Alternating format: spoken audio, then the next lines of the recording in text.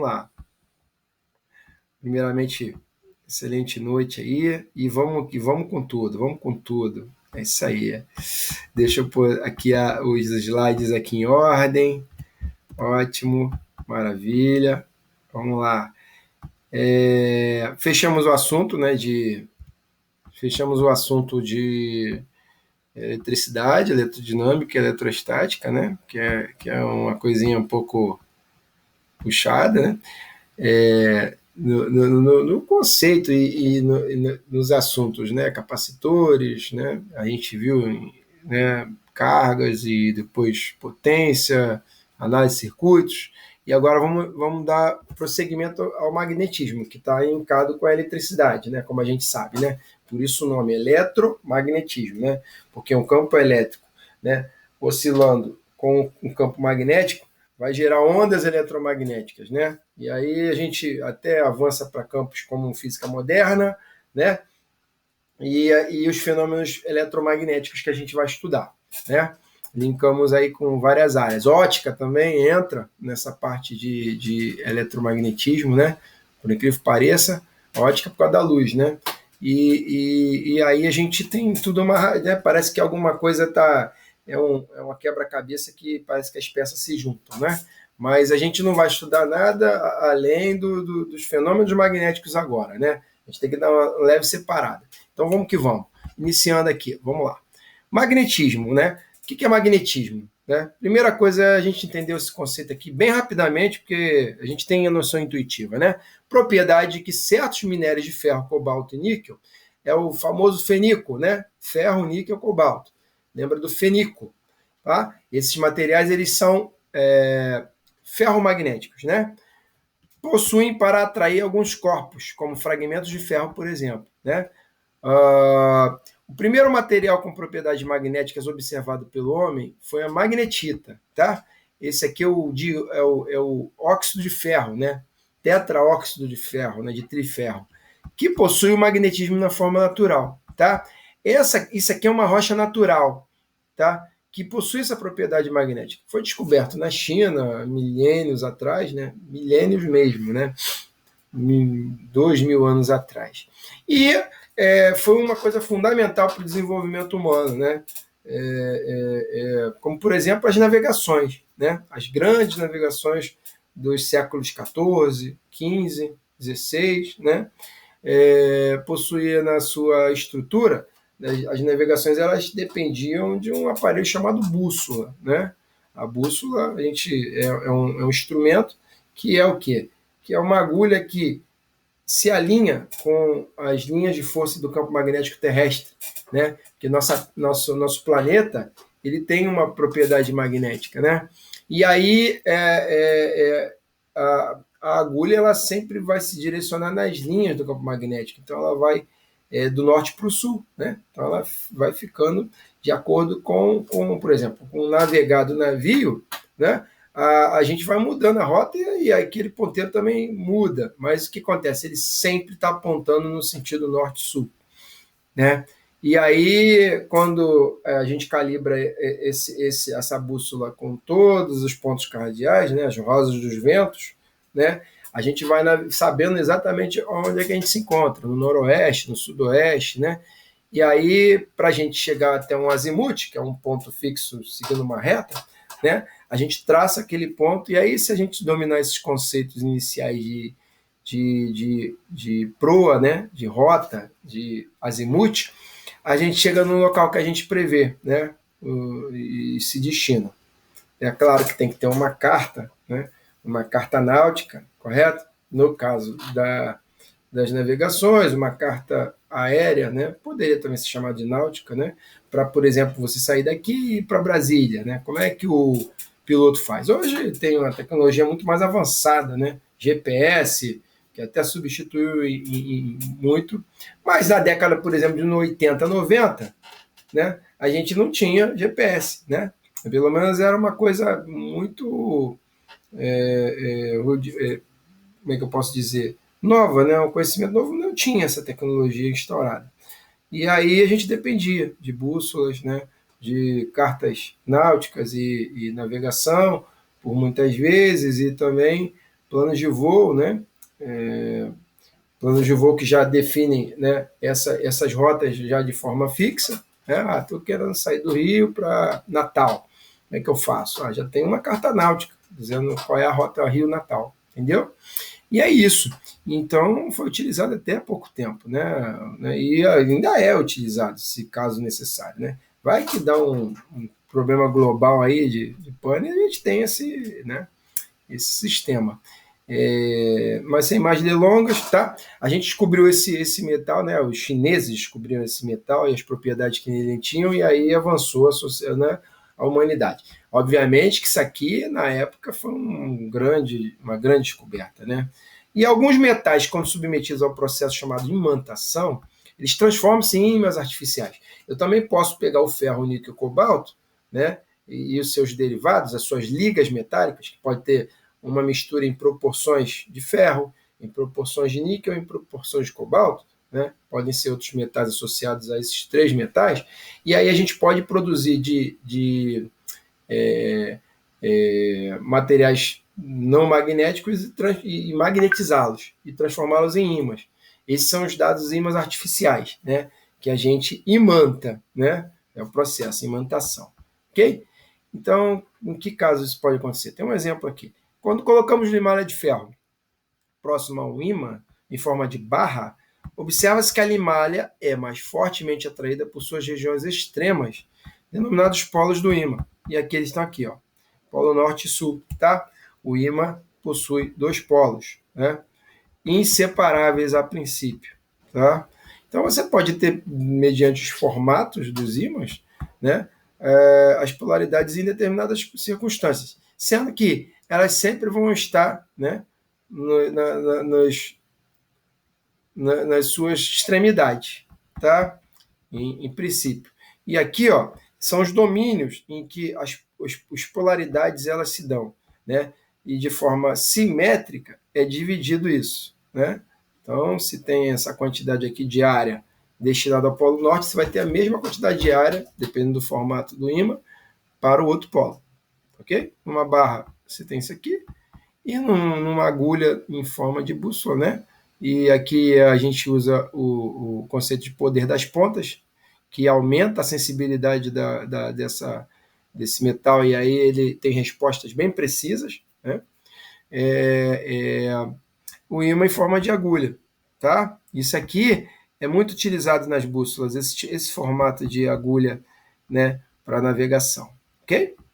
Então, quando suspendemos um ímã de barra pelo seu centro de gravidade com um fio, de tal maneira que ele possa girar livremente por esse ponto, observa-se que a barra sempre se orienta na mesma direção. E que direção é essa? Através do que eu falei para vocês, né? Para você. Vai seguir a tendência das linhas do campo magnético terrestre, tá? Nosso planeta é um grande ímã, chamado ímã Terra, né? E aí ele possui, claro, polaridade norte e sul, né? Então, a direção de orientação do ímã, ele coincide com as orientações norte e sul da Terra. Então, o sul geográfico da Terra, que não está exatamente no norte geográfico nem no sul geográfico, tá? Ele está desviado a 11 graus, né? Que praticamente, né? Bem sensível, né? Mas tem um desnível, né? Tem uma diferençazinha, né?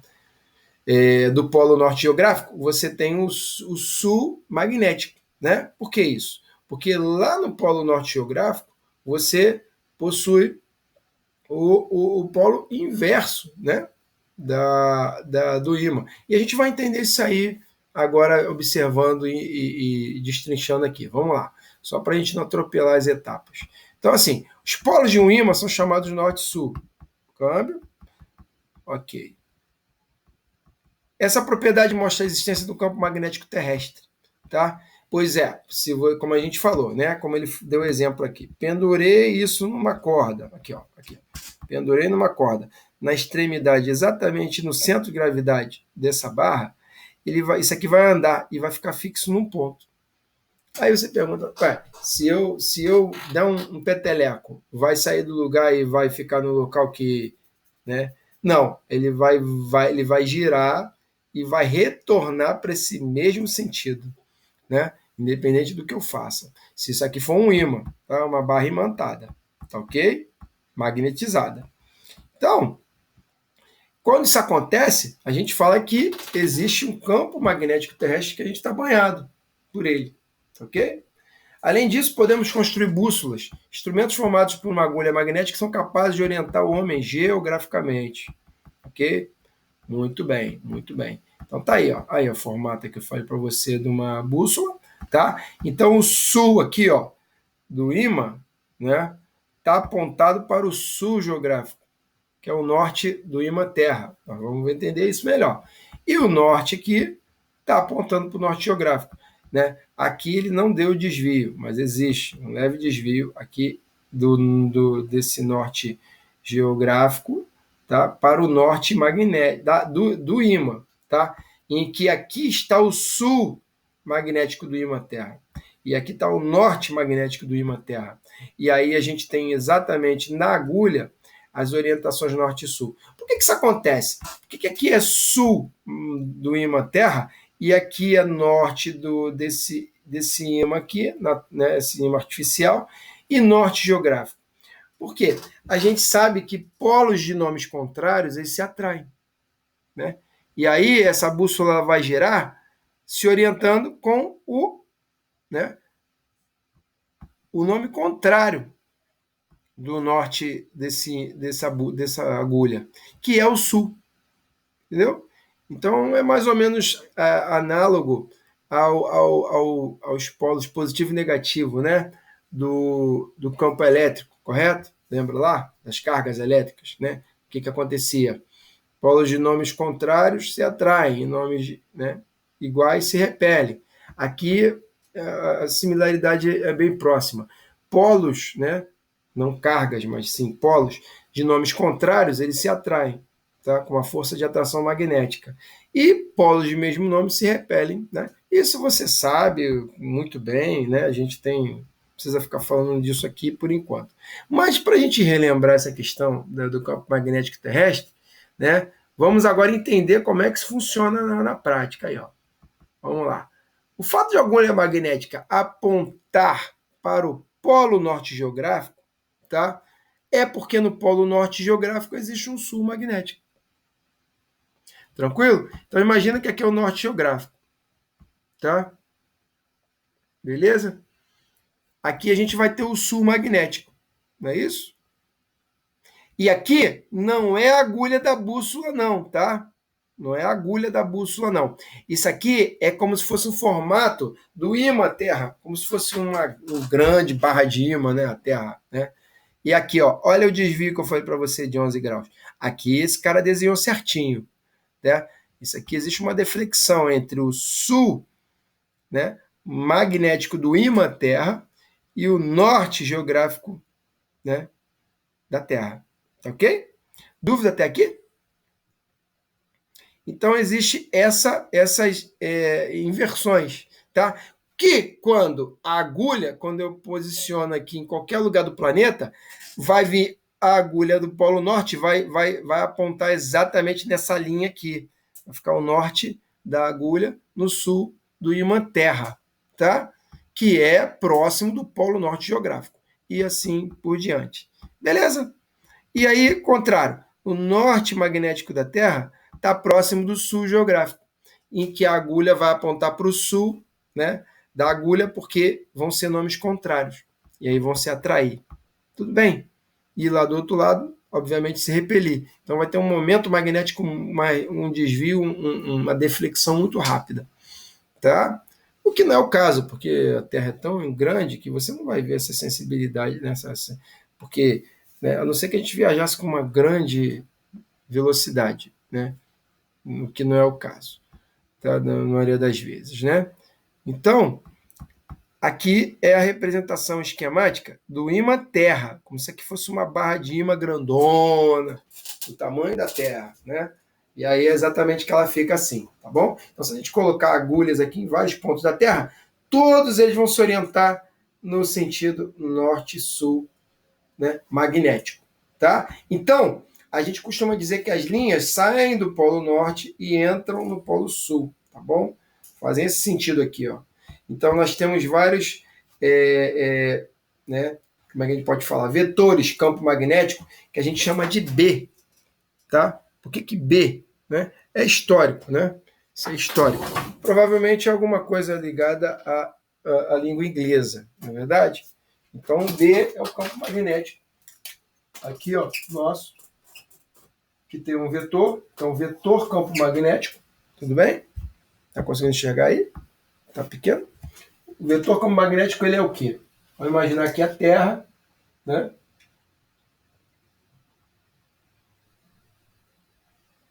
Tá? Nosso continente, o continente aqui, Groenlândia, Europa, África, né? Vamos fazer uns desenhos aqui bem similares aqui, né? Aqui Austrália, coisa e tal. Beleza. Então aqui, ó, a gente tem aqui, lembra? O que a gente tem aqui em cima? Normalmente o norte geográfico e aqui o sul geográfico, ok? Tá aí tudo bem? Norte geográfico, sul geográfico. Defletido de alguns graus, precisamente 11 graus, nós temos o sul magnético e o norte magnético desse grande imã Terra, tá bom? E aí, a gente colocando uma bússola aqui, ela vai ficar como? Ela vai se orientar exatamente assim, ó. Tô fazendo ela com tamanho, né? Bem, ó, norte, aqui, que eu poderia falar que é cor, né? Preenchida, e sul, tá? Então aqui é o sul, tá? Perdão. Aqui, ó, é o norte, apontado para o sul, que é o norte dessa bússola, tá? E aqui, ó, o sul dessa bússola também, tá? E aí ela vai ficar exatamente alinhada com esse eixo sul-norte magnético, ok? Tranquilo? Quase coincidindo com o norte geográfico. Tá? Por isso que a gente entende isso aqui, esse norte da agulha do ímã, como fossem o próprio norte geográfico. Isso causa confusão no início, né? A princípio, né? Conhecimento disso. Beleza? Ótimo. Mas visto isso, vamos avançar. Já falamos um pouquinho, até demais, sobre isso. Mas aí a gente vai deixar essa aula também gravada, e aí muitas pessoas vão assistir, a Karine, o Samuel, né? Então fica para todo mundo aí o recado aí desse conceito. A gente dá uma reforçada nesse conteúdo, tá bom? E é isso aí. Então, ó, outra propriedade dos ímãs consiste na inseparabilidade dos polos magnéticos. O que seria isso? Quando dividimos um ímã ao meio, produzimos outros ímãs com seus respectivos polos norte e sul indefinidamente. Então vai dividindo ele por 2, por 4, por 8, por 16, 32 partes, 64 partes, né? E aí vai ficando cada vez menor, mas cada um dessas partes vão formar novos ímãs com polaridade norte-sul. Eles não se separam, nunca, tá ok? Isso aí já é bem clássico. E aí, vamos avançar, tá ótimo. Ó, então aqui, polos de mesmo nome geram forças magnéticas de repulsão entre si, tá? E a gente vai medir esses valores, tá? De nomes contrários, a força magnética é de atração. E a interação ela se dá exatamente assim, tá ok? Vamos lá. Fazer uma aí para a gente aquecer aquecer um pouco o sangue? Vamos lá. Qual é a opção aí que você responderia? Bora. Cenário alternativa falsa, tá? Em relação ao campo magnético da Terra. E aí?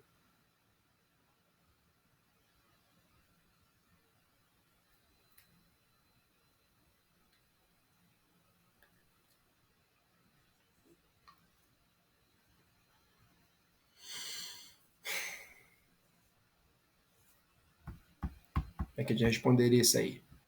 Então aqui a gente tem duas bandas separadas da Terra, o hemisfério aqui é o hemisfério oeste e o hemisfério leste, né? E a gente tem aqui, ó, a linha do Equador, que divide o hemisfério norte e o hemisfério sul. É isso? Tranquilo? Beleza. Com isso, O ímã Terra ele tem uma deflexão, lembra que eu falei? Então, exatamente. Então, o ímã Terra ele tem o seu norte magnético para cá, inverso do sul geográfico, e o sul magnético dele está perto do norte geográfico. Defletido, isso aqui está meio exagerado, 11 graus, tá bom? E aí a gente tem um ímã aqui na Terra, por exemplo. Vamos botar ele aqui, ó. Como é que vai estar apontado? Bem, alinhado com o ímã Terra, e aí aqui vai ser o norte, né, do ímã, e aqui o sul do ímã, tá? Da agulha, da bússola. Show? Voltada para o sul magnético, porque esses caras aqui são nomes contrários, então eles se atraem, né? Ok, vamos lá. Então, a alternativa falsa, tá? Não é verdadeira. Vamos lá.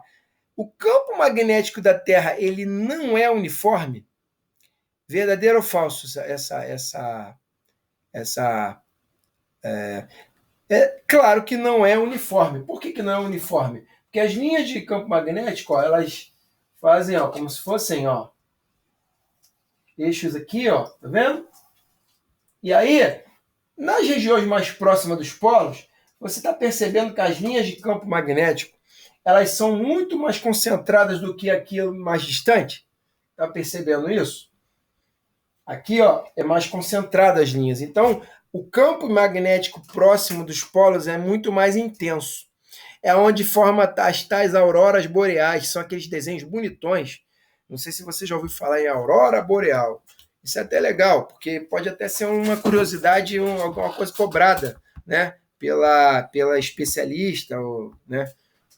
Então, vamos dar uma olhadinha de leve, o que é a aurora boreal. Só estou botando aqui para título de curiosidade de quem assistir, tá bom? Eu sei que você já está dominando essa parte aí. Olha aí. A aurora boreal é isso. É um fenômeno muito bonito, né? O cara foi poético, muito bonito da natureza, que ocorre no polo norte da Terra.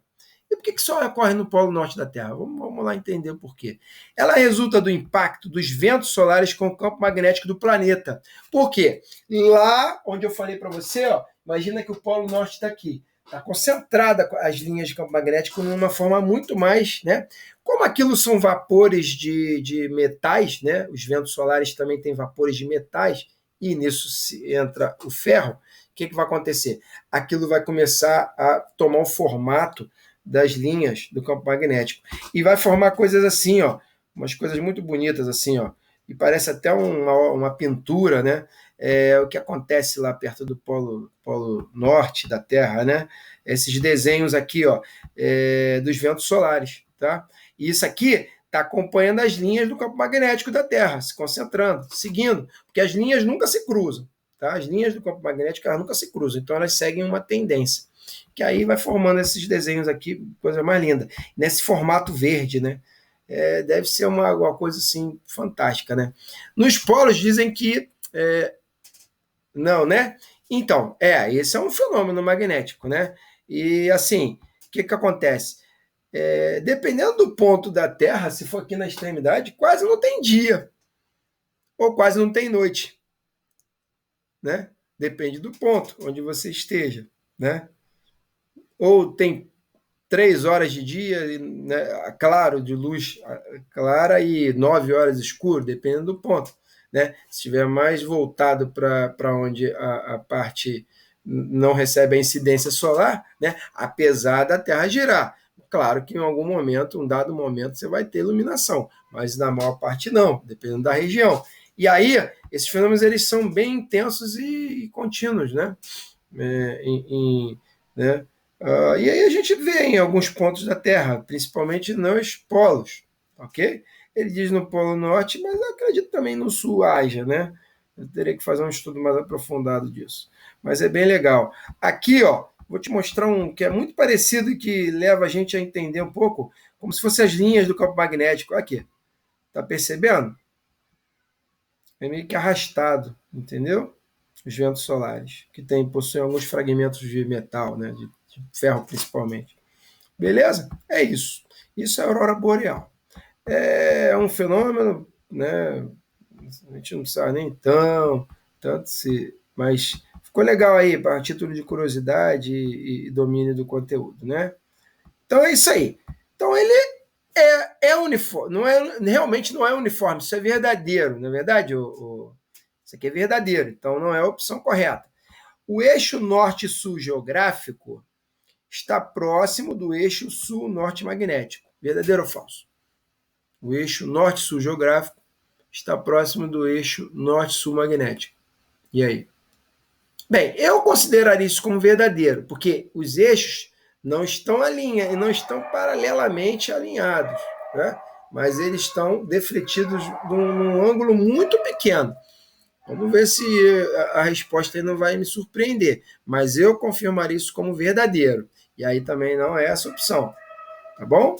Para mim, vamos lá, vamos depois analisar isso aí com calma, porque eu não olhei o gabarito. E eu gosto disso, para ver se realmente eu.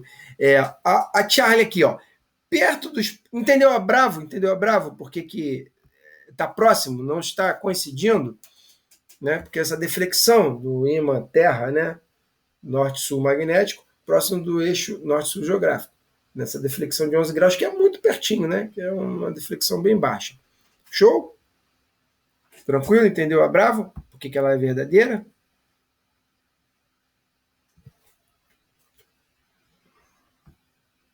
Irã? Tá me ouvindo? Alô, Irã? Ih, será que ele saiu do... Vamos lá. C. Perto dos polos magnéticos, os fenômenos magnéticos na atmosfera são mais intensos. Verdadeiro ou falso? Perto dos polos magnéticos, os fenômenos magnéticos na atmosfera são mais intensos. Acabamos de ver que isso acontece, né? É verdadeiro. Por causa das linhas muito próximas, né? Também falaria que isso é verdadeiro. Vamos lá. Vamos ver se... As linhas de indução saem do norte geográfico e ingressam no sul geográfico terrestre? Verdadeiro ou falso? Isso é falso, na minha concepção. Por quê? Porque eu falei para você que as linhas de indução saem do norte magnético da Terra. O norte magnético da Terra está próximo do sul geográfico, não do norte geográfico. Tá? Então, como é que se dá o fenômeno, Irã? Ele, ó, as linhas elas seguem essas tendências aqui, ó. Vou ficar um pouquinho, só coisa tá um pouco. Ó, vou fazer aqui, ó. Tá? O sentido é norte magnético para sul magnético. Tem um sentido essas linhas. E quem responde essas linhas instantaneamente em cada ponto, né? O tal do vetor campo magnético B, tá? Que é sempre tangente a essas linhas que nunca se cruzam da Terra. Tá ok? Tranquilo, galera? Tranquilão? Ok. Então, aqui, ó. Esse vetor campo magnético é sempre tangente às linhas do campo magnético, tá? Independente de você queira, tá? É isso que gera os momentos magnéticos, que vai alinhar as nossas bússolas, por exemplo, para a gente sempre estar alinhado e seguindo um azimute com proa fixa, eixo norte-sul. Tá bom? É isso que faz com que todo o fenômeno magnético aconteça. Show de bola? Acredito que esteja. Então, a delta estaria incorreta. Por quê? Porque as linhas de indução elas saem do norte, não do norte geográfico, e sim do norte magnético, que está próximo do sul geográfico, e não coincidem. Né? Se a gente se aproximar muito, é isso aí. Então, a delta seria a incorreta, que aí seria a opção que a gente tem que marcar. Realmente. Vamos lá. Mas, ó, eu tenho que conferir, tá? Se realmente eu... Não, norte magnético... Não, sai do norte magnético. Mas ele está falando aí que ele sai do norte geográfico. E aí está incorreto. Não sai do norte geográfico, sai do norte magnético, que está próximo do sul geográfico. É isso aí.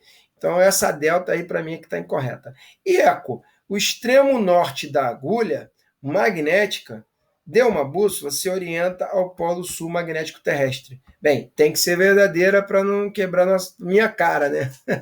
Vamos lá. O extremo norte da agulha magnética, tá? Vamos dizer aqui, ó, agulha magnética, extremo norte. Então, seria esse pontinho aqui. Vamos ver o que ele quer O que ele quer falar a respeito disso aqui?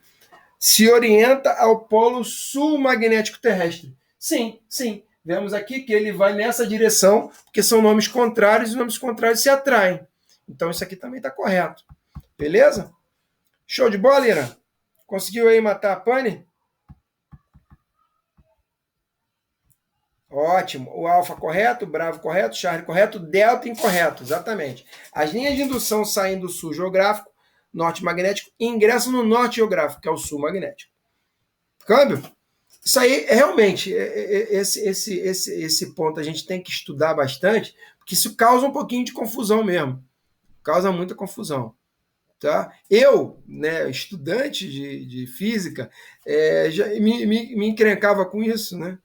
Demorei para colar meu relé aí e entender isso de forma plena.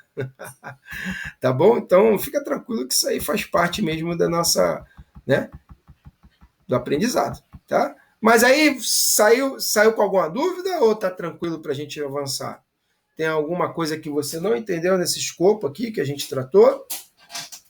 Zero dúvidas. Pô, perfeito, perfeito. Então vamos continuar, vamos avançar. Então vamos falar um pouquinho de campo magnético, tá? O que é o campo magnético em si? O conceito do campo magnético. O ímã também cria ao seu redor uma região de influências que se manifestam tanto em outros ímãs quanto em alguns materiais como ferro, cobalto, níquel e outras ligas metálicas contendo esses metais, que são chamados ferromagnéticos. Câmbio? Denominamos essa região por campo magnético e a representamos matematicamente pelo vetor indução magnética B, como eu falei para você, tá? Campo magnético em inglês quer dizer magnetic field. Então, assim, não tem B na parada, mas isso deve ser alguma coisa relacionada no inglês aí, né? Não sei se é o caso. E a unidade de vetor indução magnética B, vetor, é o Tesla, tá bom? Então, o campo magnético, que a gente pode chamar campo magnético, está na unidade de sistema internacional como Tesla. Show de bola, meu mano? Tudo nosso? Então, neste momento, iremos apenas definir direção e sentido do campo magnético B. Para definir as linhas de força, é necessário utilizar um elemento sensível ao campo. Que elemento seria esse? Vamos ver. No caso de um campo elétrico, a partícula de prova era carregada positivamente para o campo magnético. Deve ser usada uma agulha magnética, né? Como a gente viu aí, da bússola, por exemplo. E a gente pode até fazer um experimento de imantar uma agulha dessas de costurar, né? Eu tenho até esse experimento aqui, só que eu não vou perder tempo com isso não, para a gente avançar com a matéria e fazer exercício, tá? Mas eu posso botar uns vídeos aí que ensinam isso aí direitinho, talvez aí a gente possa colocar isso aí no final da aula, tá? Bem legal, processo de imantação de agulhas, né, desmagnetizadas e magnetizadas. Aí você bota isso numa rolha de bebida, champanhe, por exemplo, corta aquele pedacinho, bota em cima de um pote com água, né, um recipiente com água, e joga essa rolha cortada e bota a agulha magnetizada, você vai ver que ela vai defletir e parar num ponto. Ela vai ter um momento magnético que ela vai ficar ali. Se você der um peteleco, ela vai, depois ela volta para esse mesmo ponto. E aí, como ela está magnetizada, ela está seguindo exatamente as linhas de campo magnético. Tá? Eu vou tentar botar isso aí em um vídeo para a gente aprender isso aí de forma lúdica, tá bom? E compreender melhor o fenômeno, obviamente. Tá bom? Vamos lá. Vamos mais para frente. No caso do campo elétrico, tá. Ao colocarmos uma série de agulhas dispostas sequencialmente ao redor de um ímã e fazer coincidir com o polo norte de um com o polo sul da seguinte, poderemos definir linha de força. Olha aí. A linha de força é exatamente esses prolongamentos aqui, ó, como eu desenhei aqui próximo, tá bom? Que se concentram muito mais nas extremidades e longe das extremidades, né, mais afastado possível, elas não estão tão próximas assim, tá? Ok? Fica nesse formatinho aqui, tá? O sentido da linha de força é determinado pela direção estabelecida pelo polo norte da agulha magnética. Por isso, observa-se que as linhas de indução magnética saem do polo norte e entram no polo sul, como já falamos lá em cima, né? Em polo magnético terrestre, tá? Magnetismo terrestre. Nas linhas de indução, o vetor B vetor tangencia as linhas em cada um de seus pontos. Então, é como se fossem, né, tangentes a essas linhas de força, né, instantaneamente, né? E tem sentido concordante com elas. É comum chamar o vetor indução magnética B de vetor campo magnético, ou até mesmo de campo magnético puro, tá? Ok. Aí, tangente, sempre as linhas de campo, sempre. Com essas linhas nunca se cruzando umas com as outras, tá? De um polo, ó, saindo do norte, entrando no sul, sempre assim, tá? Esse é o sentido das linhas de campo magnético. É importantíssimo destacarmos que as linhas de indução magnética nunca se cruzam. Caso isso acontecesse, o vetor B teria duas orientações possíveis, gerando algo absurdo, que não tem como acontecer isso, senão vai perder toda a orientação e o momento do dipolo magnético, né? Fazendo com que os polos né, não fossem do jeito que são constituídos. Tá bom? Não sei se eu me fiz entender. É isso. Vamos para uma coisa mais avançada aqui, a gente vai ficar nisso não. O campo magnético que possui vetor de indução magnética de mesma intensidade em todos os pontos é denominado campo magnético uniforme. Como é que a gente consegue campos magnéticos uniformes, diferente daqueles da barra lá, por exemplo, que são mais concentrados nas extremidades e mais afastados, mais distante das extremidades? Ó, em duas barras norte-sul, aproximando elas. Olha como é que você concentra as linhas de campo magnético saindo do norte e indo para o sul. Percebe? Deu para entender aí a analogia? Aí, isso vai gerar um campo magnético uniforme. Tá? Outra coisa é naqueles ímãs em forma de U. Tá? Cadê?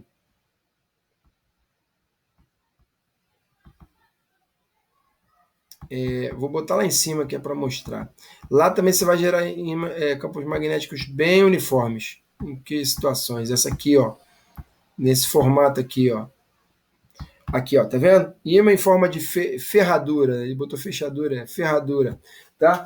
O ímã em forma de ferradura vai ter polos para você de forma bem simétrica, né? De forma que isso aqui é o norte, aqui é o sul. Como sempre, o colorido vai ser sempre o norte e o não colorido o sul, né? Ok? E aí, ó, entre os ímãs, nós vamos ter vetores de indução magnéticas também com campos uniformes que nunca se cruzam. Tá? Saindo do norte e indo para o sul. Sempre. Câmbio. Ok. Esses campos são vetores de indução magnéticas bem uniformes. Tá? Maravilha, maravilha. Espero que você esteja compreendendo bem esse assunto. E aí, vamos tratar um pouquinho aqui mais de... Só para a gente fortalecer bem esse conceito. Quando colocamos um pequeno ímã no interior de um campo magnético uniforme de indução magnética B, o campo exerce forças magnéticas no polo do ímã. Então, eu joguei ele de qualquer jeito aqui. Quando eu jogar ele de qualquer jeito, aí vai acontecer o que a gente chama de momento de dipolo magnético. O que acontece? O norte dessa barra de ímã vai dar um girão, um giro bem forte, e alinhar-se com as linhas do campo do vetor indução magnética, de forma que ele fique paralelo a essas linhas. Tá?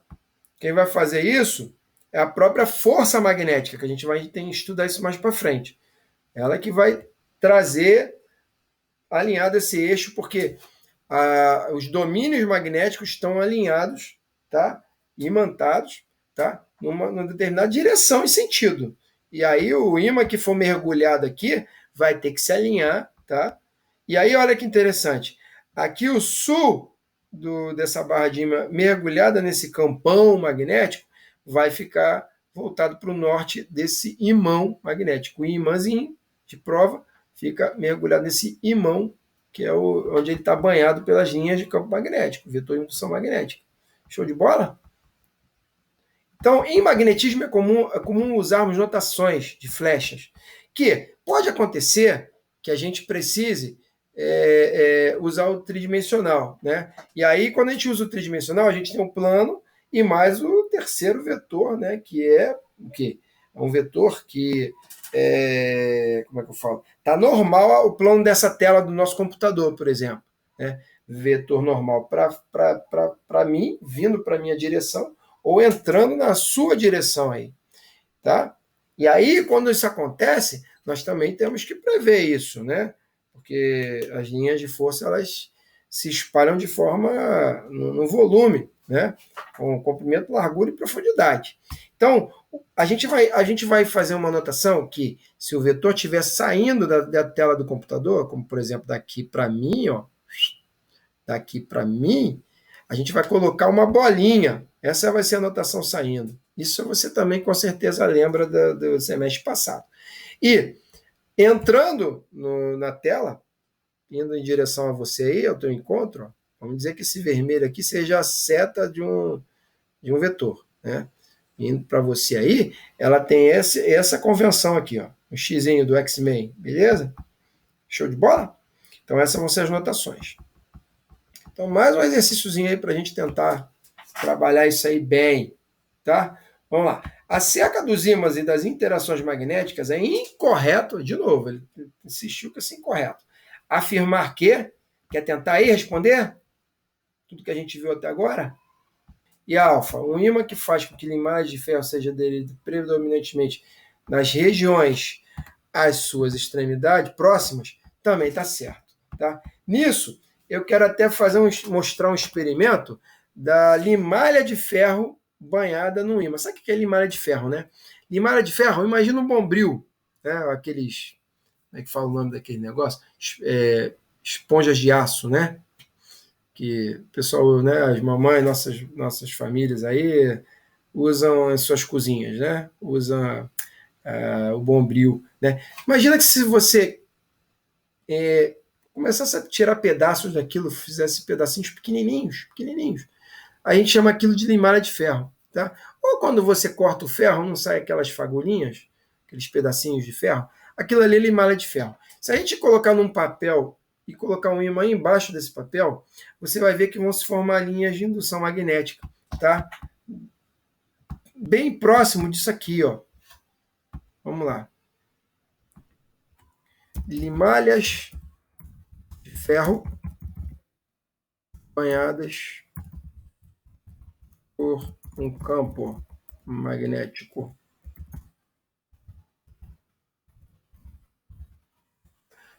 Aqui, ó. Aí, garoto, aí, ó. Mais ou menos isso, olha aí. Limalha de ferro são pedacinhos de ferro aqui, ó. Se a gente botar o ímã embaixo da folha de papel, ela vai começar a fazer esse formato. E é através dessa experiência que a gente vê esse formato das linhas de vetor indução magnética, né? Que nunca se cruza e forma próximo das extremidades muito mais concentrado, porque é daqui que saem as linhas, dá esse espaçamento aqui no ponto mais distante entre os polos, no centro do ímã, e se aproxima novamente entrando aqui no polo sul. Beleza? Câmbio. Então, essa aí seria a correta, né? Através desse experimento. Então, a Charlie, tá? É a opção Charlie aí, é que está corretinha. Muito bem, aí, C. Ok. Dúvida até aqui?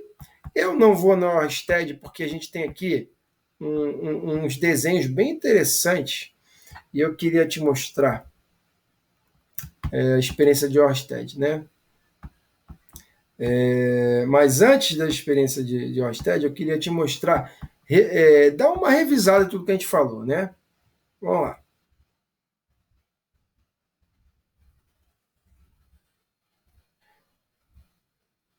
Trens flutuam nos trilhos. Como isso é possível? Os maglevs, né? Só alguns países têm essa tecnologia, né? Os japoneses, principalmente, os alemães, né? E aqui no Brasil a gente tem o domínio dessa tecnologia, só não implementou isso para transporte urbano, porque tem né, a máfia não deixa aí a coisa acontecer, infelizmente, né? Mas isso é um outro caso, não vamos nem entrar nesse aspecto. Mas a gente tem esse domínio tecnológico, sim. Se a gente for lá na UFRJ, na COP, que é a coordenação de programas de pós-graduação, fica lá como é o nome ali? Cidade Universitária, né? Você vai ver que tem alguns metros desse trem maglev lá montado, né? E funcionando. Tá? Então a gente detém essa tecnologia aí. E aí a gente vai falar dos ímãs, né? Então eles atraem fragmentos de ferro numa limalha, como a gente acabou de ver. Tá? Se botar uma cordinha bem no seu centro geométrico, ele vai girar de forma que vai se alinhar com o eixo da Terra, né? Que a gente já viu, que é o eixo sul-norte magnético. Tá? Aí a gente tem aí, ó, o momento de dipolo do giro, que polos de nomes contrários vão se atrair o mais próximo possível com uma força magnética e de nomes iguais se repelir, tá? Gerando o que a gente chama de momento de dipolo magnético. Tá? Cortando-se uma barra em várias partes, elas vão formando novos ímãs. O campo magnético a gente chama de vetor indução magnética B, tá? É em Tesla a unidade. Tá? A linha de indução ela está sempre, né? Como aqui na linha de força magnética, né? Tangenciando essa linha de força magnética em todos os pontos, tá? Saindo do polo norte chegando ao sul. O campo magnético uniforme, por exemplo, de um ímã em forma de U, vai formar campos magnéticos uniformes aqui, como a gente fez no desenho, tá? E aí, experiência de Ørsted, chegamos lá. O que é Ørsted? Quem é esse camarada? Por que ele é conhecido, notado e falado nesse tipo de experiência? Olha só, esse cara descobriu como é que eu posso dizer, um código, uma chave que modificou toda a nossa sociedade nos moldes que hoje ela é concebida. Tá? Então foi uma inovação e muito mais, né, que inovação, uma revolução na humanidade, né, por um todo. Mas quem é esse cara e o que ele descobriu para a gente entender isso? Ele viu a relação entre a eletricidade e o magnetismo. Por quê? Vamos lá entender um pouquinho aqui o texto. Ørsted, professor de filosofia natural na Universidade de Copenhague, né, em 1807, né, a Copenhague é Áustria, né, se não estou enganado, iniciou os estudos a respeito da eletricidade em uma agulha magnética de uma bússola. Tá de boa, ele estava lá fazendo um experimento como todo mundo já dominava, coisa e tal. Ok. Aí ele fez o seguinte, ele colocou um arame por onde circulava uma corrente elétrica em cima de uma bússola, tá? E observou que o polo norte da agulha se desviava para o oeste. Então, esse negócio estava lá seguindo a linha dele de boa, seguindo a linha do campo magnético terrestre, mas aí ele aproximou um fio e colocou uma bateria ligada a um circuito. Ele fez um circuito elétrico. E quando ele aproximou dessa bússola, simplesmente ela saiu do eixo norte-sul e fez 90 graus e, em vez de fazer o eixo norte-sul, ela fez o eixo leste-oeste. Aí dizem as boas línguas que isso ele descobriu acidentalmente. Tá? Ok. Claro, quando o cara percebe um desvio nessa situação, ele vai tentar entender o que está acontecendo. Por que isso se desviou se naturalmente ele não se desvia?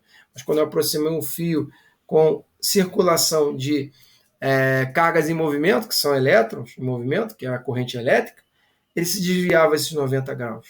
Né? Por que isso aconteceu? Vamos lá.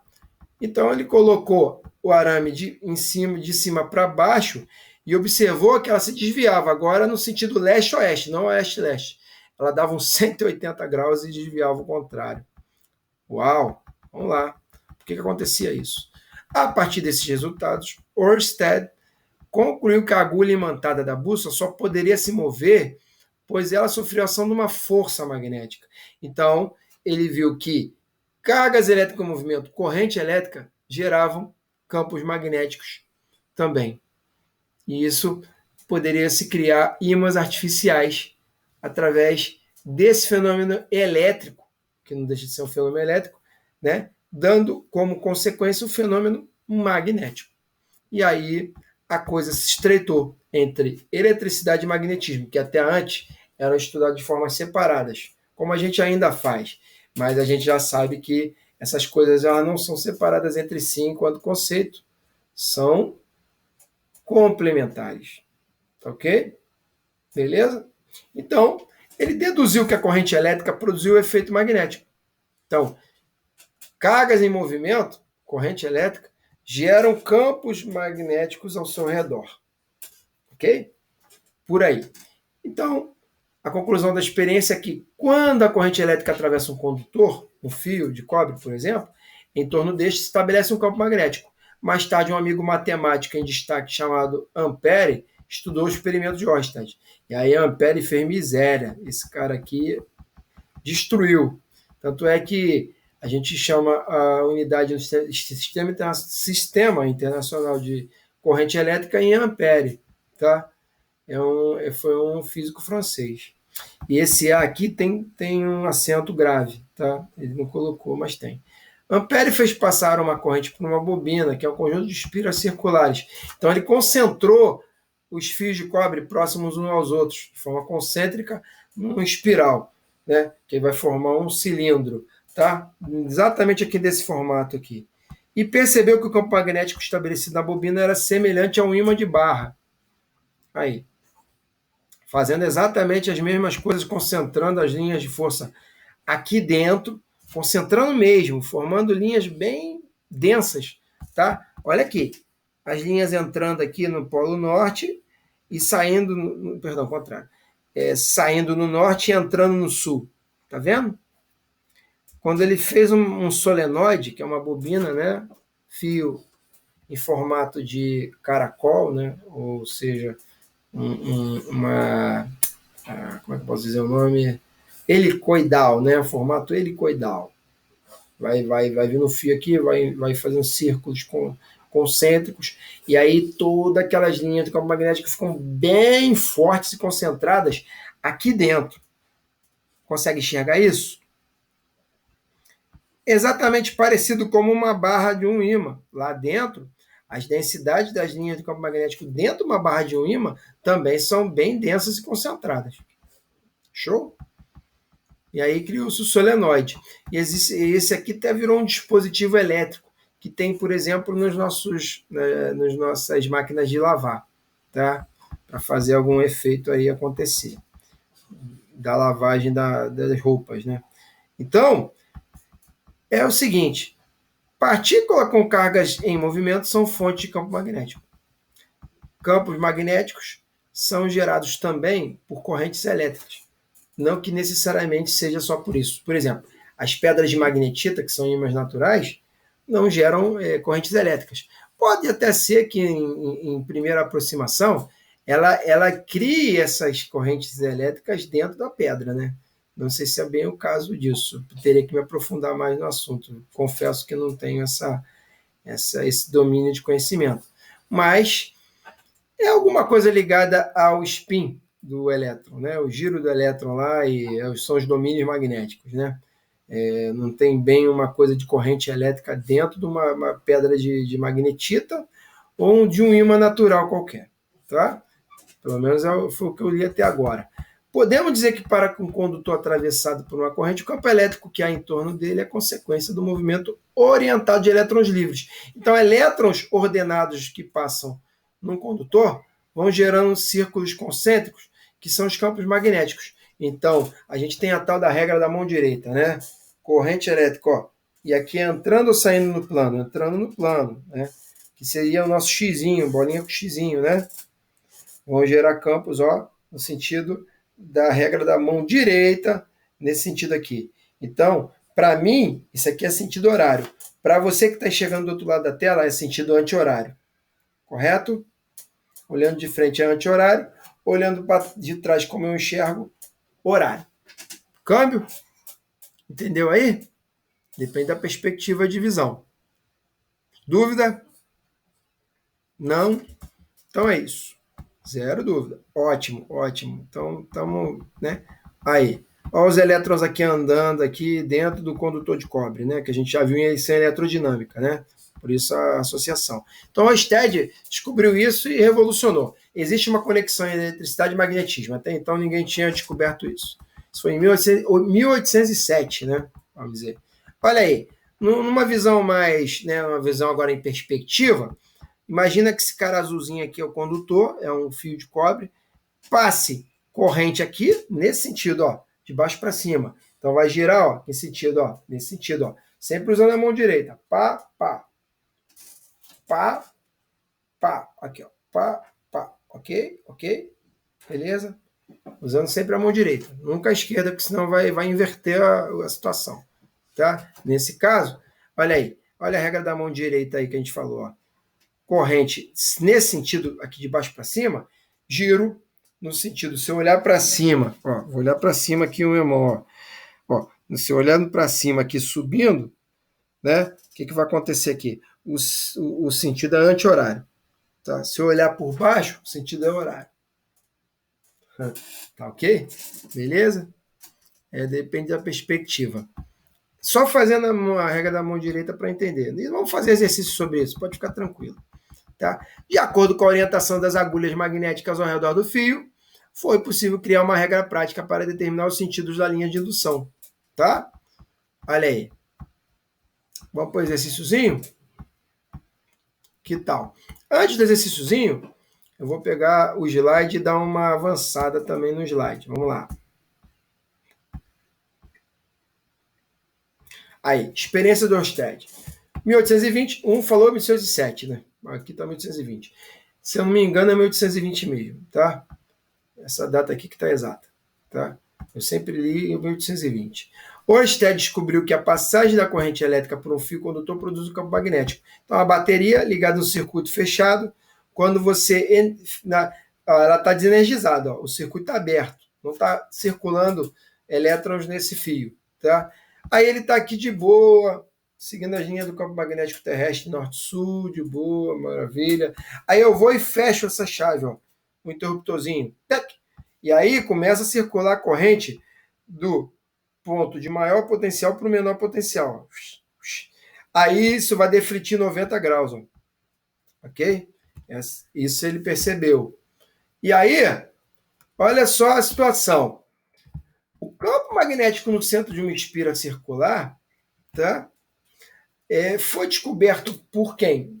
Por Ampère. E aí essa chamada lei de Ampère, né? Esse cara, por isso que ele é importante.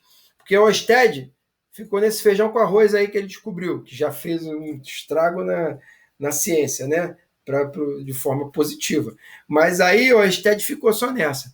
Ampère quantificou essa intensidade de campo magnético, do vetor campo magnético. Ele botou isso matematicamente escrito. Simplesmente ele foi inteligente, né? Como fez a diferença. Uai, ele viu que pela regra da mão direita, a corrente elétrica é diretamente proporcional ao campo magnético, correto? Quanto maior a corrente, maior o campo magnético e vice-versa. Mais fluxo de elétrons, mais densidade de quê? De linhas do vetor campo magnético. E quanto maior o raio desse negócio, quanto maior o raio, mais distante fica do centro, menor o campo magnético. Mas aqui existe uma simetria. Diâmetro, 2R. Portanto, e aí, quando ele fez isso, ele teve que botar nessa fórmula, que a gente sabe que a fórmula da função, de funções do primeiro grau, como é essa, sempre vão ter uma constante K, não é isso? Que é o tal do AX mais B, em que A é o coeficiente o quê? Angular, né? Coeficiente angular. A é a constante de uma função do primeiro grau. Beleza. O que faltou ele descobrir? Ele deu nome aos bois. Ele viu quanto é que é a intensidade no campo B. Ele mediu uma situação com diâmetro D, o raio R, e jogou a corrente lá no valor exato. Pegando esses parâmetros aqui, quem ficou como incógnita? O μ0. E o μ0 sempre dava um valor igual. Portanto, consideramos isso como uma constante. E esse μ0 é o tal da coeficiente de permeabilidade magnética. Tá? Isso aqui pertence à natureza. É a natureza que define isso. E que valor é esse? Vamos lá. O vetor de indução magnética B, no centro O, ou seja, lá no centrão da espira, onde isso é a origem da circunferência, tem as seguintes características. Direção, perpendicular ao plano da espira. Como assim? Vamos lá. Plano da espira. Imagina que o plano, a circunferência está chapada nessa tela. Né? Perpendicular seria ou saindo desse plano ou entrando nesse plano. Aqui, ó. Perceba que essa palma da minha mão e a direção da corrente tem quantos graus de diferença? Ó, esse cara aqui e esse cara aqui. Quantos graus tem entre essa situação aqui, ó, da régua da mão direita, o Irã? Ó. Esse em relação a esse, quantos graus? Ó, a gente vai perceber que é um ângulo reto, 90 graus, perpendicular. Positivo? 90 graus. Entre corrente e campo magnético. Tá? Sentido, determinado pela regra da mão direita, que é isso que a gente está fazendo aqui. Portanto, intensidade, valor, μ0i sobre 2r. Aonde isso? No centro de uma espira circular. Câmbio? Depende do formato. Vai mudando os formatos, vai mudando essa fórmula. Tá bom? A primeira situação, a mais simples possível, tá? Que seria essa aí, ó. Sacou? A constante de proporcionalidade μ0 é a permeabilidade magnética no vácuo, tá? Que é sempre utilizada nas questões de física, né? No SI, ela vale quanto? O μ0 tem um valor. E que valor constante é esse? 4π vezes 10 elevado a menos 7, tá? Ele errou. Ele errou aí. Não é 10 elevado a 7, menos 7. Tá? Na hora de digitar de novo. Tesla metro por ampere. Tá? Isso aqui não precisa se preocupar, não. Que eles têm que dar quando eles fazem o exercício. Ok? Aí aqui já é outro caso. Vamos avançar. Dúvida até aqui? Esse conceito ele vai ser utilizado pra caramba na especialista, tá? A gente vai ver que isso aqui cai para chuchu. E precisamos entender isso bem. Nesse formato aqui, ó. De uma espira, por exemplo. Tá? Ó, corrente, ó, entrando numa espira, ó. Vai fazer assim, ó. Deixa eu mostrar para cá. Ó. Sentido o anti-horário para mim, horário para você. Ó. Sentido horário para mim, anti-horário para você. Ó, ó. Ela entra, ela vem para mim, ó. Sentido horário, ela vem para mim. No sentido anti-horário, ela vai para você. Beleza? 90 graus, 90 graus. Ficou claro aí? Tá dando para entender direitinho? De boa. Maravilha, maravilha. Ó, se a gente juntar, ó, isso aqui é o cálculo de uma espira, tá? Para N igual a uma espira. O que é uma espira? Uma espira é isso aqui. Ligado? Mas se eu juntar N espiras, centenas de espiras, como no solenoide, como nesse cara aqui, ó. Cadê? Onde é que está o solenoide? Aqui. Não está aqui, não. O solenoide está no outro slide, desculpa. O que é um solenoide, professor? Olha o solenoide aqui, ó. Ah, peraí. Uau. Não. Solenoide, eu vi. Ah, aqui, ó. Solenoide é isso, ó. Várias bobinas, várias espiras. A gente chama isso aqui de espira. Essas bobinas em forma helicoidal, tá? Em forma de, né, um cilindro seguindo, é chamado de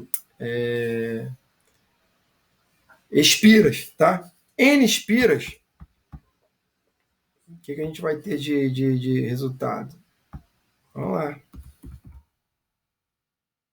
Uma espira N igual a 1, mas se for N espiras, toda essa fórmula multiplicada por N espiras. Se tiver 1000 espiras, 1000 negocinhos daquele, 1000 aqui no N, tá? Vai ser a intensificação do campo magnético. Então, quanto mais coisa concentrada próximo, vai intensificar as linhas de campo magnético, ficando mais forte ainda. Se isso aqui aumentar, isso aqui também aumenta drasticamente. Por isso as bobinas são feitas com, por exemplo, solenoides, que são, quando você quer fazer um determinado fenômeno de forças de atração e repulsão. né? São as forças magnéticas. Show? Então é isso. Aí, o campo magnético de um condutor retilíneo vai ter isso aqui, tá? Não esqueça disso, μ0i sobre... Aí, não é mais 2R, como aqui, ó, numa espira. Olha só como é que mudou drasticamente. Isso aqui é um espira. É isso que a gente está estudando aqui. Beleza? N espiras, vai entrar o N aqui, quantidade de espiras. Show? N, μ0i sobre 2R. Ponto. Na espira. Agora, vamos para o exemplo de um condutor retilíneo. O que seria um condutor retilíneo, professor? Isso aqui, ó. Tá bom? Não está tão retilíneo assim, mas vamos para um exemplo. Ó. Um fio. Num condutor retilíneo, as coisas parecem mudar de simetria. E realmente mudam. Tá? Um fio. Se aqui passa uma corrente vindo nesse sentido aqui, eu tenho que usar a mão direita, ó. Ou aqui, ó. Isso aqui vai girar. Mas como é que vai ser a intensidade? Levemente diferente da espira. Só vamos colocar um fator π aqui. E isso é a lei de Ampère, né? E a simetria da lei de Ampère que vai definir. É uma prova muito complicada para a gente conseguir compreender aqui a nível de ensino médio. Tá? A gente vê isso no curso de física, né, da nossa graduação. Mas aceite que num fio retilíneo o campo magnético desse cara é o tal do μ0i, não muda nada, e não vai mudar em momento algum, né, seja qual for a simetria do campo magnético, dividido por 2πr. Aí aqui muda. No fio retilíneo entra o π. Não tinha lá na espira, né? Era 2R somente, lembra? Só vai haver essa modificação, tá bom? Aqui, ó, campo magnético, né? Tangente, as linhas de força do campo magnético B, as linhas de indução, né? Okay? E olha o empurrão. O que é um empurrão? A gente vai ver que numa terceira situação, isso aqui é corrente, velocidade dos elétrons, tá? Isso aqui é o quê? É a linha do campo do vetor indução magnética e a palma da minha mão é a força magnética. Beleza? Com a mão direita, tá? Então, ó, velocidade dos elétrons V, linhas de campo de indução magnética B e, ó, sempre na palma da mão, nessa parte branquinha da minha mão, né? Clarinha, né? Ó, aqui, ó. O que é isso aqui? A força magnética. Então, ela também é perpendicular ao campo magnético e a velocidade dos elétrons. Ficou claro isso aí? Entrou um terceiro elemento. O que é essa força magnética? É a força de atração e repulsão. É a mesma coisa que faz a agulha de um ímã defletir 90 graus. Lá na experiência de Ørsted. Foi essa força magnética que eu estou falando aqui né, dessa parte clara da minha mão, que é a força magnética ou de atração ou de repulsão, dependendo de como eu esteja,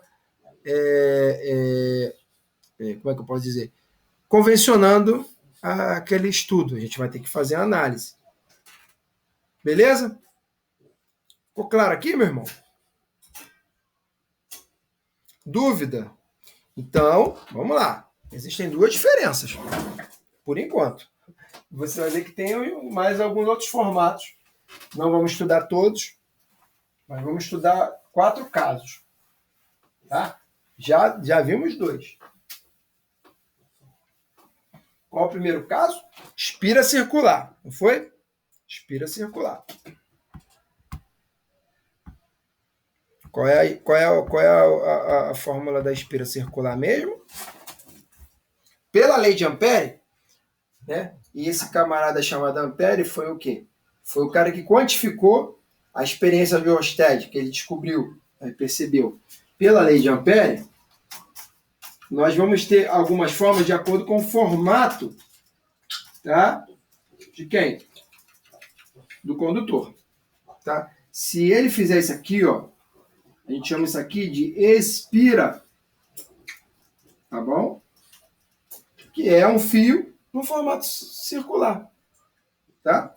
Ok. Se a gente vier aqui, ó, pela mão direita, seguindo aqui, ó, a corrente no sentido horário, ou seja, a corrente vem e entra aqui, ó, vem para cá, né? E sai aqui. Olha que interessante. Quando ela vem aqui, ela faz várias forças concêntricas, ó. Ela fica fazendo isso aqui, ó. Não é verdade? Perpendicular. Isso é o B. Girando em torno, ó. É o B. Vetor indução magnética. Não é isso? E aí vai dar um efeito de força magnética. Como, professor? Ó, 1, 2, ó. 1, 2, e perpendicular a esse cara, 3, que é entrando ou saindo da folha. Tudo bem? Aí vamos analisar. No sentido, aqui é o sentido horário, né? Para mim. Acredito que para você também, né? É o sentido horário? De ponteiro de um relógio? Tá? No sentido anti-horário, olha que interessante. Vim aqui, ó. Opa! E aí eu vou ligar as pontas, né? As origens. De forma que, se eu fizer para cima aqui e para baixo aqui, isso aqui vai dar um S. Olha que legal. No sentido horário. Então é o tal do HS, né? Ou no horário sul. O que é o sul? A parte de fora. Então, saindo do plano, nós vamos ter o sul magnético. Na parte entrando, nós vamos ter o quê? O contrário, o norte magnético. Ok? Saindo sul, entrando norte. Então as linhas de campo magnético vão vir de dentro para fora. Né? E aí a força magnética vai ser nesse sentido aqui, ó. Percebe?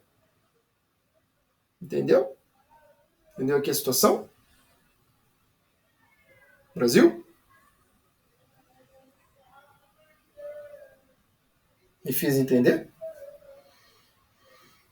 Então, assim, eu acho que é meio complicado, né? Mas a gente está aqui para matar a dúvida.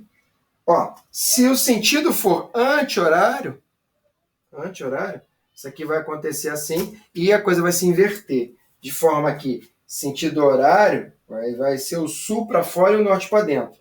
E no sentido horário, professor? Perdão, anti-horário. Vou fazer isso aqui, né? Entrando, fazendo assim.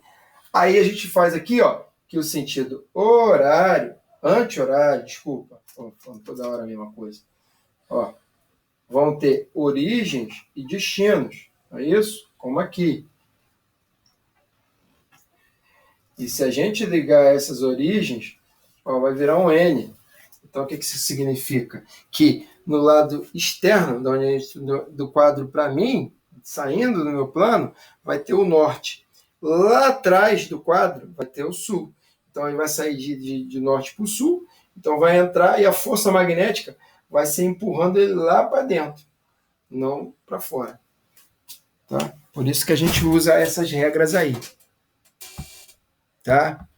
Vamos fazer mais exercício e vamos entender isso melhor. Tá?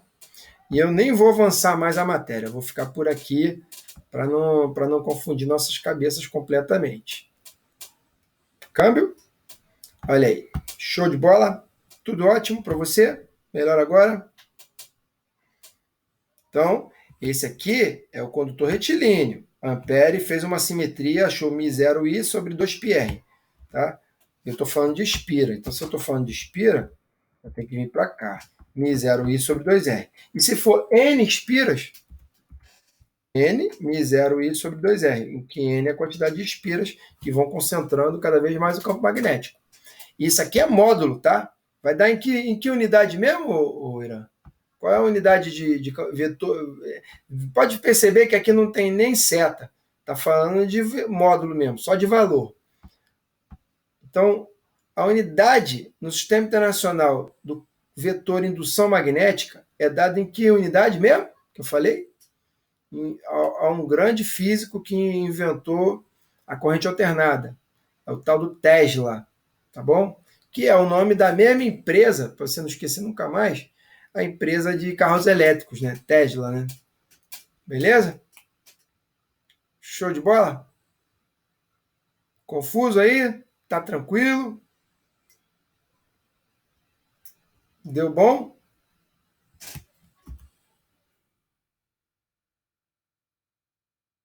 É isso aí. E o terceiro formato, falei de dois, falei de um fio retilíneo, que é o N, que é o quê? O fio retilíneo é o quê? Mi0I sobre 2πr. A bobina, né? N, Mi0I sobre 2R, ou, se for uma bobina ou um espira, Mi0I sobre 2R. Né? Agora nós temos o terceiro formato, ó, o tal do solenoide, que são várias bobinas, uma juntinha das outras, ó, concentrando aqui. No interior do solenoide, o vetor indução magnética B tem as seguintes características: direção do eixo geométrico do solenoide, sentido determinado pela regra da mão direita número 1, né? Intensidade, olha como é que é um solenoide, Mi0I, mesma coisa, só que ao invés de 2πr ou 2r, nós vamos ter N dividido por L. O que é N? Número de espiras.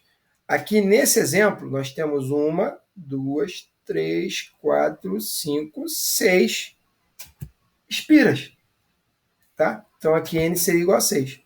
E o comprimento? Tem um comprimento dessas 6 espiras. Se eu esticar isso, vai dar em metro um comprimento. Bota aqui. Então, o número de espiras sobre o comprimento dessas espiras no total. Em que N sobre L representa a tal da densidade linear de espiras. Eles podem te dar esse N barra L num valor só, ou te dá só N e te dá só L, e você vai dividir N por L e acha essa densidade linear das espiras. Câmbio? Ficou claro aí? Ok? Podemos avançar? Olha aí, o que eu falei para você. Se a corrente for vier no sentido anti-horário, a força magnética vai ser como se fosse para fora. Tá? Então, o polo norte é visto para meu lado. Tá? Se a corrente for vista no sentido anti-horário, saindo ao polo norte, entrando ao polo sul. Lá atrás desse plano. E se a corrente for no sentido horário, como eu falei, sentido horário, o sul está para mim e o norte está lá atrás. Tá? Vou fazer esse mnemônico aqui, que não tem erro. Isso aqui cai que nem batata. É só fazer o sentido. Para cá vai dar norte, que é no sentido anti-horário. Para cá, anti-horário. E aqui no sentido horário vai dar sul. Show? Acredito que vocês já estejam aí dominando isso aí, entendendo melhor. Positivo? Está descomplicando. Vamos descomplicar isso cada vez mais. Então, o polo norte, se a corrente for vista no sentido anti-horário. E polo sul, se a corrente for vista no sentido horário, para nosso lado, né? Saindo da tela. Entrando é o nome contrário da polaridade. É isso. Aí, mais um pouquinho de campo magnético terrestre. Aqui é onde acontecem as auroras boreais, tanto no polo norte como no polo sul. Ele falou que só tinha no norte. Na verdade, o norte está aqui, sul está aqui, polo, né? Polo geográfico. Tá? O polo, aqui é o eixo de rotação da Terra. Aqui é a defasagem que eu falei, do eixo sul-norte magnético. Tá? E aqui é a bússola que está aqui, alinhando com o norte da bússola com o sul magnético e o sul da bússola com o norte geográfico, que é o sul magnético. Beleza? Ok? Norte magnético, perdão. Sul geográfico. Olha o vento solar aí. E aqui é o desenho. Olha lá. Tá vendo aquele desenho da aurora boreal? Aqui, como está muito afastado, você não enxerga, né, longe dos polos. Mas olha que interessante. Quando a aurora boreal se encontra, ela fica mais densa aqui, correto? E aí aqueles desenhos que a gente viu se concentram aqui, formando aquelas coisas lindas, né, que a gente tem nos polos norte. Só lá é visto, né? Aqui no sul também, acredito. É isso. Aqui tem uma coisa interessante, né? Que não tem muito a ver com... Sei lá, tem, não tem, né? A figura mostra o nascer do Sol. Dos pontos A, B, C e D, qual deles indica o sul geográfico? Bem, se isso aqui é o nascente do Sol, aqui ele nasce aonde? No leste, né? C. Aqui é oeste, correto? Mas onde é que é o eixo norte-sul aqui? Daqui para cá ou de lá para cá? A gente tem que ver o seguinte, né? A gente tem que entender o seguinte: quem é o sul geográfico? B ou D? E aí? Como é que a gente vê isso? A gente pode fazer um seguinte mnemônico, ó. Se aqui, ó, é o leste e lá é o oeste, tá? A minha frente é o norte e as minhas costas são o sul. Sempre assim, tá? Leste na minha mão direita. Leste na minha mão direita. Oeste na minha mão esquerda. O norte é de frente para mim, o sul é de costas para mim. Tá bom? Então, se eu botar o leste aqui com a minha mão direita e ficar para cá, minha mão direita para cá e minha mão esquerda para cá, aqui o B vai ser norte, o D vai ser sul. Tá bom? Maravilha. Façam essa associação sempre. E aí, assinale a opção que apresenta a afirmativa correta a respeito de fenômenos eletromagnéticos. Vamos lá. Alfa. É possível isolar os polos de um ímã? Falso, né? Isso não é correto. Bravo. Imantar um corpo é fornecer elétrons a um de seus polos e prótons a outro? Não tem nada a ver. Ao redor de qualquer carga elétrica existe um campo elétrico e um campo magnético. E aí? Bem, a física diz que se essa carga elétrica estiver em repouso em relação ao referencial, ela não gera campo magnético. Não é qualquer carga elétrica. A carga elétrica tem que estar em movimento, gerando corrente elétrica. Delta Q sobre delta T. Então, essa para mim também estaria falsa. Delta. Cargas elétricas em movimento geram campo magnético. Opa, experiência de Ørsted. Né? Cargas elétricas em movimento geram campo magnético. Correntes geram campos. Né? Brasil. Delta correta. E eco. As propriedades magnéticas de um ímã de aço aumentam com a temperatura. Não tem nada a ver, não está na fórmula. Né? Campo magnético é diretamente proporcional à corrente e inversamente proporcional às suas geometrias de distância. Ok?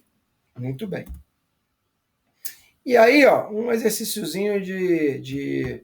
Tá na escuta aí, Irã? Tá na escuta? Irã? Tá me ouvindo? Irã?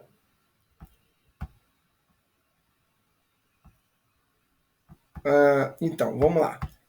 Ele deve estar no intervalo. Ok.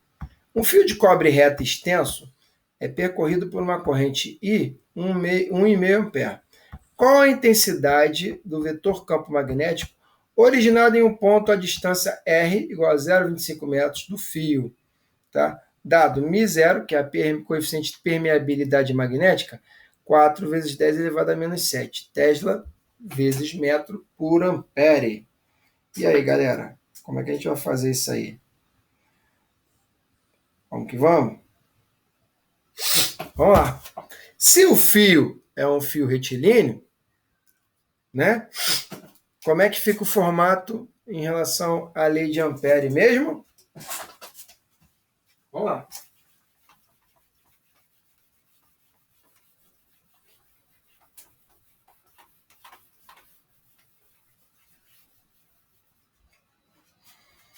Olha aí, deixa eu pegar só os dados aqui. Um fio de cobre reto extenso, vamos fazer aqui um desenho no fio de cobre, ó. Ok.